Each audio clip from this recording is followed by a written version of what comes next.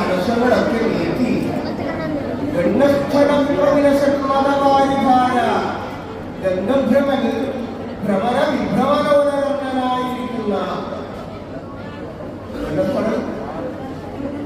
ഗണ്ഡസ്ഥലത്തിൽ നിന്ന് ഭ്രമര വിഭ്രമലോലരംഗനായ ആ ഗണപതി നമ്മുടെ വിഘ്നങ്ങളെയൊക്കെ തീർത്തു തരണം എന്നാണ് ആദ്യത്തെ ശ്ലോകം കൊണ്ട് ഉദ്ദേശിച്ചത്.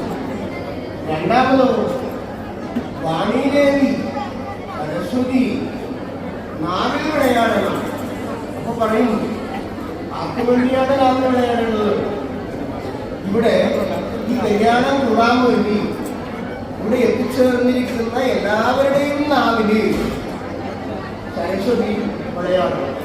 ഇല്ലെങ്കിലോ വാഗ്ദോഷമുണ്ടാകും, പരസ്പരം കലഹമുണ്ടാകും.